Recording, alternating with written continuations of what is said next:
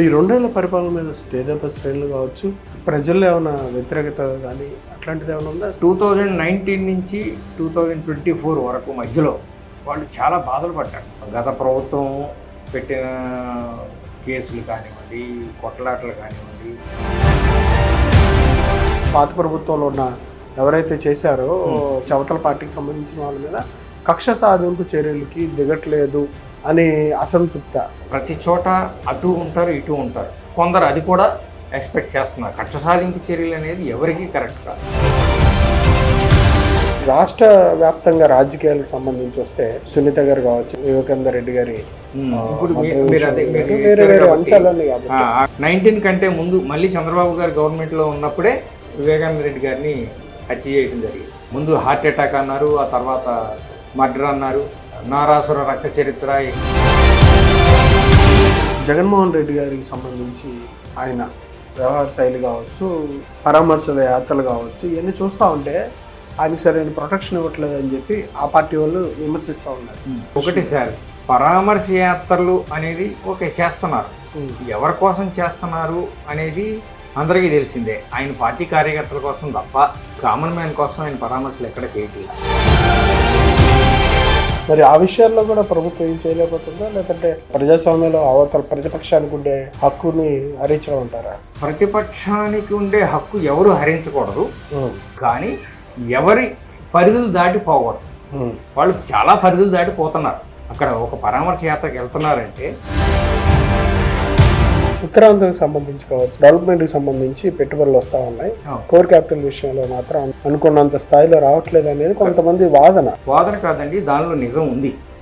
ఎందుకు అంటే మీకు కోర్ క్యాపిటల్లోకి వచ్చిన తర్వాత ఈ రోజు వరకు ఒక మేజర్ ఇన్వెస్ట్మెంట్ ఎక్కడ మీకు కనిపించలేదు. 9 నగరాలు అని చెప్పి పేర్లు పెట్టారు కదా, స్పోర్ట్స్ సిటీ అని చెప్పి, హెల్త్ సిటీ అని చెప్పి, ఇట్లాగ 9 రకాలైనటువంటి డెవలప్మెంట్స్ అమరావతిలో చేస్తాము, దానికోసం ఇదంతా అని చెప్తున్నారు. ప్రపంచంలో ఎక్కడా కూడా ఇన్ని వేల ఎకరాలు వాళ్ళంతటా వాళ్ళే ముందుకొచ్చి వాళ్ళు ఇవ్వటం అనేది ఎక్కడ జరగలేదు. ఇండియాలో అయితే జరగలేదు, ప్రపంచంలో ఎక్కడ జరగలేదు. ల్యాండ్ అక్విజిషన్ జరిగింది. కానీ 2 సంవత్సరాల పరిపాలన మీద ఒకసారి ఆత్మవిమర్శ చేసుకుంటే కూటమి పాలనకు సంబంధించి ఏ అంశాల్లో సరిదిద్దుకోవాల్సిన అవసరం ఉంది? రైతాంగ విషయంలో కూడా చంద్రబాబు గారు ఇంకా కొంత దృష్టి పెట్టాల్సిన అవసరం ఉంది. ఎందుకంటే ఈయన చంద్రబాబు గారు ఆ ఇండస్ట్రీ, ఈ ఇండస్ట్రీ, ఆ క్యాపిటల్, ఈ సాఫ్ట్వేర్ అంటున్నారు. కానీ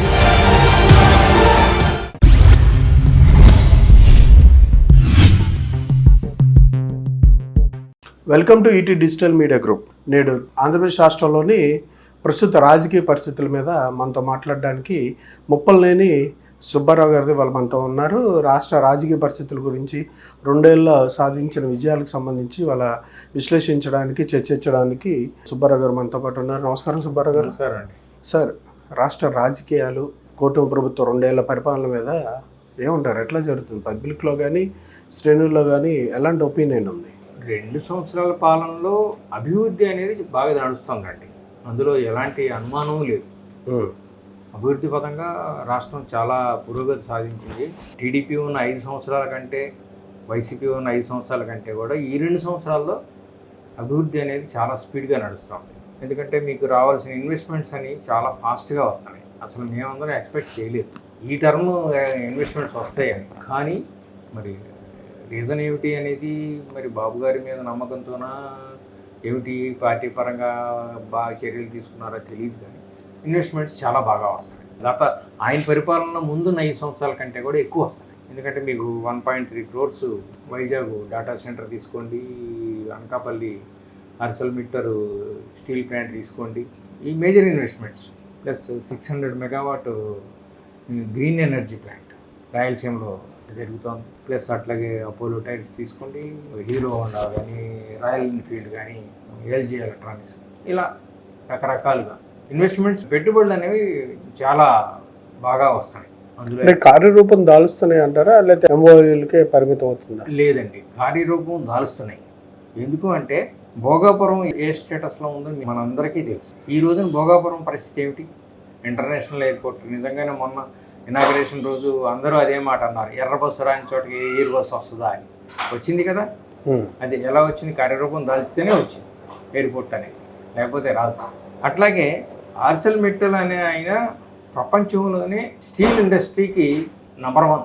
అలాంటి వాళ్ళు వచ్చి ఒకసారి వచ్చి కమిట్మెంట్ అయ్యి పెడతాము అంటే వెనక్కి వెళ్ళే వాళ్ళ టైప్ కాదు వాళ్ళు. కాబట్టి డెఫినెట్గా అది కార్యరూపం దాల్చుతుంది. అట్ ద సేమ్ టైం ఇక్కడ డేటా సెంటర్ పెడతామన్న వాళ్ళు ఎవరు? గూగుల్ అండి. గూగుల్ సంగతి ప్రపంచంలో అందరికీ తెలుసు. అందరూ గూగుల్ అనే మాట నోట్ల నుంచి రాని వాళ్ళు అంటూ ఉంటారు, మీకు తెలుసు కదా. కాబట్టి ఆ కార్యరూపం దాల్చుతున్నాయి, జరుగుతున్నాయి, పనులు జరుగుతున్నాయి కూడా. ఈ 2 ఏళ్ల పరిపాలన మీద తేజప శ్రేణులు కావచ్చు, ప్రజల్లో ఏమైనా వ్యతిరేకత కానీ అట్లాంటిది ఏమైనా ఉందా? సరిదిద్దుకోవాల్సిన అంశం, ప్రజల్లో ఆత్మవిమర్శ చేసుకోవాల్సిన? ప్రజల్లో వ్యతిరేకత అంటూ ఏం లేదండి. ఎందుకంటే వాళ్ళకి రావాల్సిన పథకాల ద్వారా కానివ్వండి, పెన్షన్ల ద్వారా కానివ్వండి, వాళ్ళు లబ్ధి పొందుతున్నారు. కాబట్టి వాళ్ళల్లో ఎక్కడ డిస్సాటిస్ఫాక్షన్ లేదు. కానీ ground level, in the sense క్షేత్రస్థాయిలో పార్టీ క్యాడర్ అన్హ్యాపీగా ఉన్నారు. ఎందుకు అంటే 2019 నుంచి 2024 వరకు మధ్యలో వాళ్ళు చాలా బాధలు పడ్డారు. గత ప్రభుత్వం పెట్టిన కేసులు కానివ్వండి, కొట్లాటలు కానివ్వండి, దాని మూలంగా చాలా బాధలు పడ్డారు. చాలా ఓపికగా వాళ్ళు భరించారు. 5 సంవత్సరాలు ఎప్పుడైపోతుంది, మన గవర్నమెంట్ వస్తుంది అనే ఓపికతో భరించారు. కానీ ఇప్పుడు వాళ్ళకి ఎక్కడ ఏ రకంగానూ ఓరట అనేది దొరకటం లేదు. ఎందుకంటే అప్పుడు వీళ్ళ మీద పెట్టిన కేసులు కానివ్వండి, న్యాయపరంగా వాటిని డిజాల్వ్ చేయటం లేదు.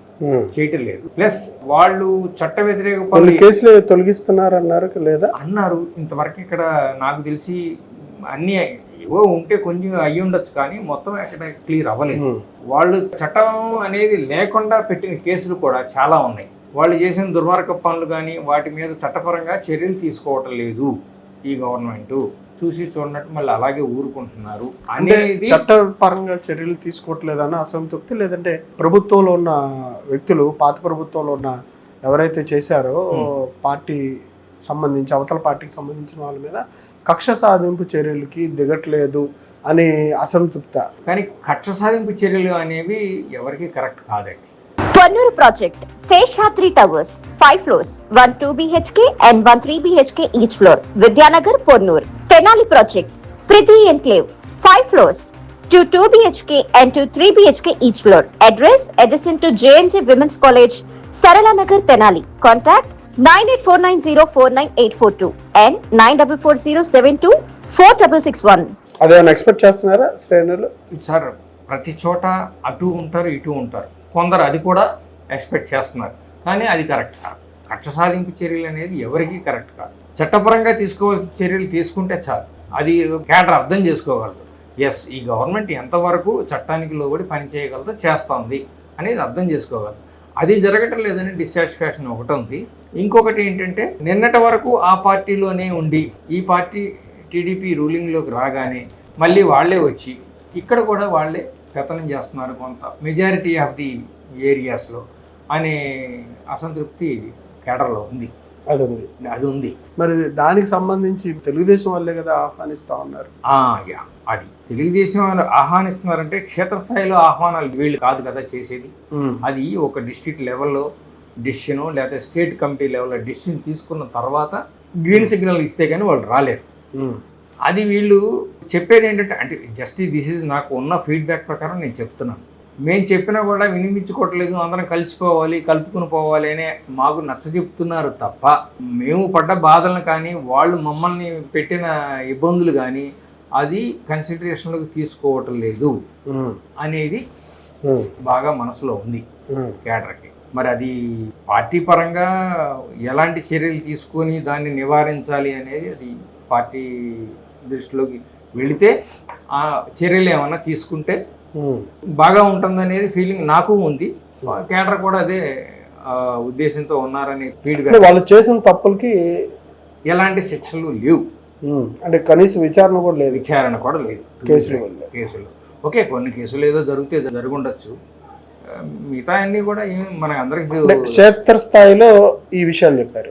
గ్రౌండ్ లెవెల్లో మరి రాష్ట్ర వ్యాప్తంగా రాజకీయాలకు సంబంధించి వస్తే సునీత గారు కావచ్చు, వివేకానంద రెడ్డి గారి ఇప్పుడు అంశాలన్నీ ఆ విషయం మాట్లాడుకుందాం. 19 కంటే ముందు మళ్ళీ చంద్రబాబు గారు గవర్నమెంట్లో ఉన్నప్పుడే వివేకానంద రెడ్డి గారిని హత్య చేయడం జరిగింది. దానికి ఎన్ని రకాలుగా చేశారో, ముందు హార్ట్ అటాక్ అన్నారు, ఆ తర్వాత మర్డర్ అన్నారు, నారాసుర రక్త చరిత్ర, రకరకాలుగా రాసుకొచ్చారు, ఎవరు ఇష్టం వచ్చినట్టు వాళ్ళు రాసుకొచ్చారు. ఏం జరిగింది అంటే ఏమీ జరగలేదు. ఆ రోజున ఏం జరిగిందో ఈ రోజున అట్లాగే ఉన్నారు. ఒకళ్ళ తర్వాత ఒకళ్ళు సాక్షులు కూడా చనిపోతున్నారు, మీకు నోటీస్ చేసి ఉంటారు. సాక్షులు చనిపోతున్నారు. ఎవరైతే ఇంపార్టెంట్ వ్యక్తులు న్యాయపరంగా చర్యలు తీసుకోవాలంటే అవసరమైన వ్యక్తులందరూ ఒకళ్ళు, ఇద్దరు, ముగ్గురు అలా పోతూనే ఉన్నారు. అదే టైంలో అసలు సిబిఐ నుంచి వచ్చిన ఆఫీసర్ మీద ఒక స్టేట్ క్యాడర్ పోలీస్ ఆఫీసర్ కేసులు పెట్టారు. అది ఏ రకంగా చట్టబద్ధమో నాకు అర్థం కాదు. సిబిఐ నుంచి వచ్చిన ఆఫీసర్ మీద స్టేట్ క్యాడర్ పెట్టారు గత ప్రభుత్వంలో. నా స్టేట్కి వచ్చా కాబట్టి నేను పెడుతున్నాను అన్నారు. దాని మీద ఏమిటి చర్య, ఏమిటి అది న్యాయపరంగా తీసుకోవచ్చా ఆ చర్య? అలా కేసులు బుక్ చేయొచ్చా, ఎఫ్ఐఆర్లు బుక్ చేయొచ్చా? అట్లాంటి ఈ ప్రభుత్వంలో ఏమైనా పెట్టారా? ఈ ప్రభుత్వంలో అలాంటి ఏం జరగలేదు. నాకు తెలిసి ఏ ప్రభుత్వం చేయకూడదండి, చేయరు. మరి ఆ ప్రభుత్వం ఏం ఆలోచన చేసి ఎలా చేశారో, ఎందుకు చేశారో తెలియదు. ప్లస్ సిబిఐ నుంచి కూడా దాని మీద పెద్ద రియాక్షన్ కూడా లేదు. ఓకే, నిజం చెప్పాలంటే సిబిఐ నుంచి చాలా రియాక్షన్ ఉండాలి, కౌంటర్ యాక్షన్ ఉండాలి కదా. వాళ్ళు సిబిఐ ఆఫీసర్ మీద కేసులు పెడితే స్టేట్ గవర్నమెంట్ వాళ్ళు, వాళ్ళ రియాక్షన్ ఏది ఏమి లేదు. మరి దానికి రాజకీయ కారణాలు ఏమున్నాయి అనేది. నా కేసు విషయంలో సుప్రీంకోర్టుకు కూడా సునీత గారు వెళ్ళారు. ప్రభుత్వం ఇంతవరకు కూడా పాపం ఆమె కింద నుంచి పైదాకా పోరాడుతూనే ఉన్నారు ఒంటి చేతితోటి. ఓకే, కానీ ఎక్కడ నాకు న్యాయం జరగటం లేదు అని నిన్ననే రాష్ట్రపతి గారికి, జగన్మోహన్ రెడ్డి గారికి సంబంధించి ఆయన వ్యవహార శైలి కావచ్చు, పరామర్శల యాత్రలు కావచ్చు, ఇవన్నీ చూస్తూ ఉంటే ఆయనకి సరైన ప్రొటెక్షన్ ఇవ్వట్లేదు అని చెప్పి ఆ పార్టీ వాళ్ళు విమర్శిస్తూ ఉన్నారు. అట్లాగే తెలుగుదేశం పార్టీ నుంచి కొంతమందిని మాత్రం లిమిట్ చేసి వెళ్ళాలని చెప్పి ఈ ప్రభుత్వం ఆయనకి నోటీసులు ఇవ్వడం జరుగుతుంది. అంటే ఏం జరుగుతుంది? జగన్మోహన్ రెడ్డి గారు స్ట్రాటజీ ఏదైతే మెయింటైన్ చేస్తున్నారో దాంతోపాటు స్టేట్మెంట్స్, మావిగన్ కావచ్చు, ఇంకోటి స్టేట్మెంట్స్ కావచ్చు, దీని మీద మీరు ఎట్లా? ఒకటి సార్, పరామర్శ యాత్రలు అనేది ఓకే చేస్తున్నారు, ఎవరి కోసం చేస్తున్నారు అనేది అందరికీ తెలిసిందే. ఆయన పార్టీ కార్యకర్తల కోసం తప్ప కామన్ మ్యాన్ కోసం ఆయన పరామర్శలు ఎక్కడ చేయట్లా. నిన్న చూడండి, అప్పలరాజు గారి కొడుకు ఒక యాక్సిడెంట్ చేశాడు. ఆయన ఇచ్చిన పేపర్ స్టేట్మెంట్ మీరు అందరూ చదివే ఉంటారు కదా. వాడు ఏంటండి, చిన్న పిల్లోడు, 18 ఏళ్ళ కుర్రోడు, వాడి మీద చర్యలు ఎలా తీసుకుంటారు? అది కూడా పోయేవాడు ఎవడో దారిన పోయే దానయ్య ఏంటి అవుతా ఉంటాయి అంటే, అవుతా ఉంటే వాడు మనిషి కాదండి. దారిన పోయేవాడైనా, ఇంటికి వెళ్ళేవాడైనా, పిల్లలు ఉన్నవాడైనా మనిషే కదా, ఆయన మనిషే కదా. అసలు నీకు లైసెన్స్ అనేది లేకుండా 18 ఏళ్ళ కుర్రవాడిని నువ్వు ఆ విధంగా నడపడం ఏంటి? దాన్ని వెనకేసుకొని మళ్ళీ దాన్ని ఏదో మసిపూసి మారేడుకాయ చేయాలని చేయడం ఏంటి? ఇవన్నీ తప్పులే కదా. నువ్వు అలాంటి వాళ్ళని పరామర్శించడానికి పోయి అక్కడ గుంపులుగా జనాలను పోగేసి రోడ్లు బ్లాక్ చేసి అంబులెన్స్లకు దారి ఇవ్వకుండా చావు బతుకులో ఉన్న వాళ్ళని అక్కడే అడ్డం పెట్టి దాన్ని పరామర్శ యాత్రలు ఎలా అంటారండి? అది రౌడీజానికి పరాకాష్ట, పరామర్శ కాదు. మరి ఆ విషయాల్లో కూడా ప్రభుత్వం ఏం చేయలేకపోతుందా, లేదంటే ప్రజాస్వామ్యంలో అవతల ప్రతిపక్షానికి ఉండే హక్కుని హరించడం అంటారా? ప్రతిపక్షానికి ఉండే హక్కు ఎవరు హరించకూడదు, కానీ ఎవరి పరిధులు దాటిపోకూడదు. వాళ్ళు చాలా పరిధులు దాటిపోతున్నారు. ఇప్పుడు అక్కడ ఒక పరామర్శ యాత్రకు వెళ్తున్నారంటే ఆ ఏరియాలో ఉన్న లా అండ్ ఆర్డర్ పోలీసులు సర్టన్ లిమిట్స్ వరకు మిమ్మల్ని పర్మిట్ చేస్తారు. ఆ పరిధులకు లోబడి మీరు చేయండి. పరామర్శ యాత్ర చేయొద్దని ఎవరు అనరు. మంచి వాళ్ళని పలకరిస్తున్నారా, చెడ్డ వాళ్ళని పలకరిస్తున్నారా, తప్పులేదు. కానీ at the same time common మ్యాన్కి మీరు ఇబ్బంది పెట్టకూడదు. ఆ రోడ్ల మీద వెళ్ళే వాళ్ళకి కానివ్వండి, ఇలా ఎమర్జెన్సీలు అంబులెన్స్లో ప్రయాణం చేసే వాళ్ళని వాళ్ళు ఇబ్బంది పెట్టకూడదు, వాళ్ళని పట్టించుకోండి.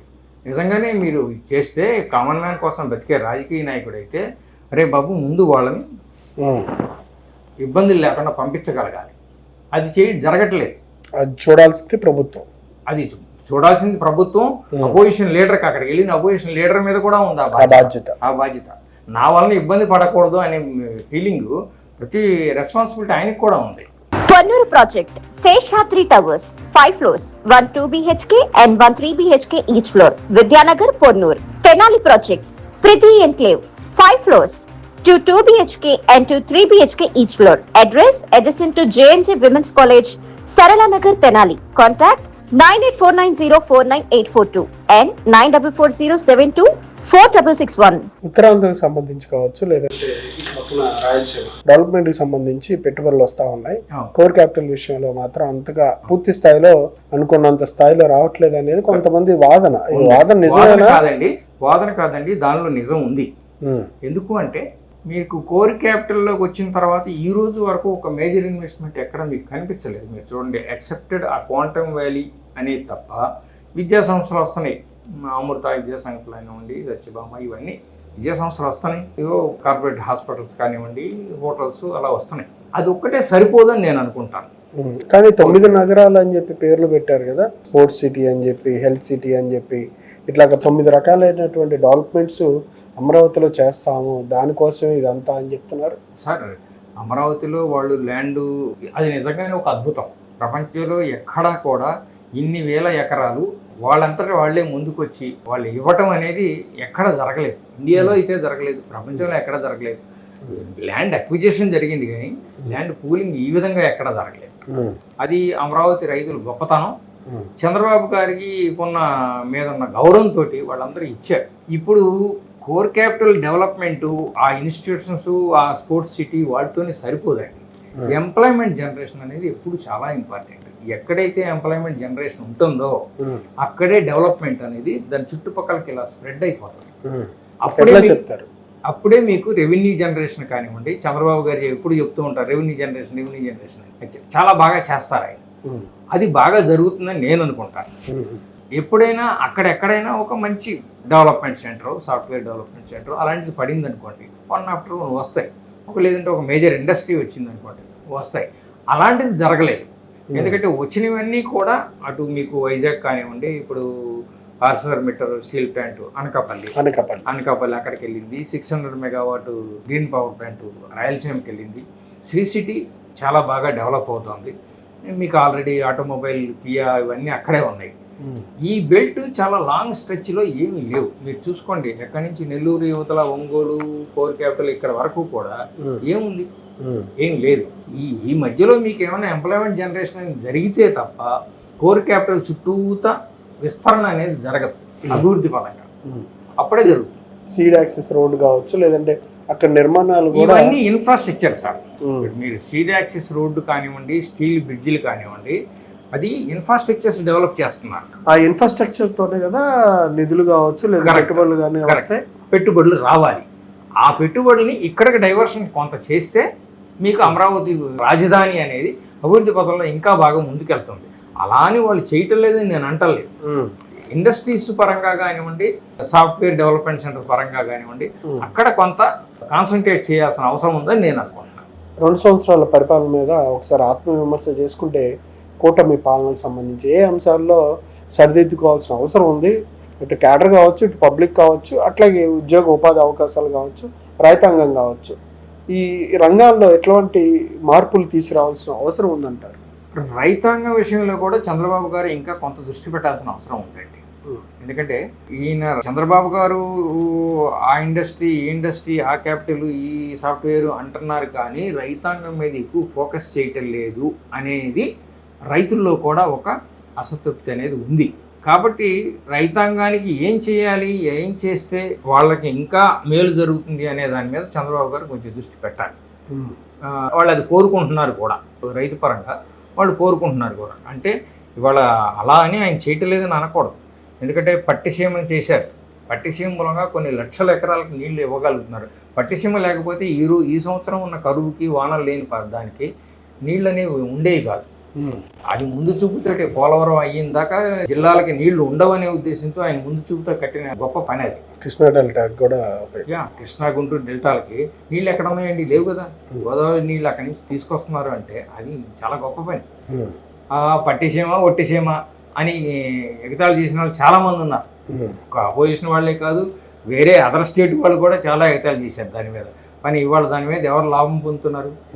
లక్షలాది ఎకరాలకు నీళ్లు అందుతున్నాయి, రైతులు లాభం పొందుతున్నారు కదా.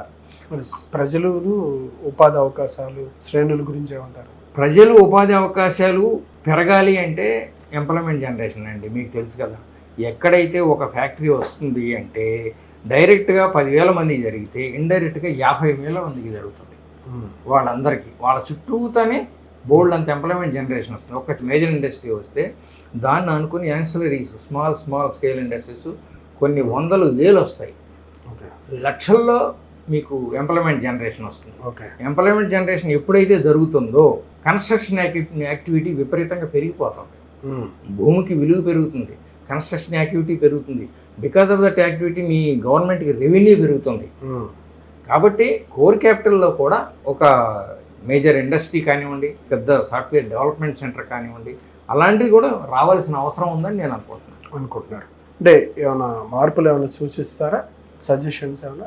సజెషన్స్ అంటే ఇప్పుడు మరి వాళ్ళకి ఏమన్నా కన్స్టెంట్స్ ఉన్నాయేమో నాకు ఆఫ్కోర్స్ అది పెద్దవాళ్ళ వ్యవహారం నాకు తెలియదండి. మనం చాలా చిన్నవాళ్ళం. ఆయనంత విజనరీ ఉన్న లీడర్ నేను ఇప్పటిదాకా చూడలేదు. ఎందుకంటే మనం ఈరోజు ఆలోచన చేస్తే ఆయన 10 సంవత్సరాల ముందు ఏం కావాలి అనేది ఆలోచన చేస్తాడు. అట్ ద సేమ్ టైం ఆయన అడ్మినిస్ట్రేషన్ చాలా గొప్పగా ఉంటుంది, చాలా గొప్పగా ఉంటుంది. మీరు ఒక ఎగ్జాంపుల్ చెప్పచ్చు అనుకుంటే చెప్తాను. చెప్పండి. ఆయన కంబైన్డ్ రాష్ట్రానికి ముఖ్యమంత్రిగా ఉన్నప్పుడు రైతు బజార్లు ఆయన స్టార్ట్ చేశాడు. వరకు రైతు బజార్ లేదు, ఏదో ఒక షెడ్యూల్ పెట్టుకుని రైతు బజార్ సీఈఓలు అందరితోటి మాట్లాడుతూ ఉండేవాడు ఆయన వీడియో కాన్ఫరెన్స్లో. ఒక వీడియో కాన్ఫరెన్స్లో నేను చూశాను అనమాట. ఒక సీఈఓని ఏంటయ్యా ఇవాళ మీకేమిటి ఇన్పుట్ ఏమి వచ్చినాయి, ఏది ఎంత వచ్చింది ఎంత వచ్చింది అని చెప్తా ఉంటే ఆయన తడబడుతున్నాడు, అడుగుతూ ఉంటే ఈయన చెప్పారు అది అన్ని టన్నులు, ఇది ఎన్ని టన్నులు, ఇది ఎన్ని టన్నులు అని. అది ఆయన ఫాలో అప్ కానివ్వండి అడ్మినిస్ట్రేషన్కి చాలా గొప్పగా ఉంటుంది.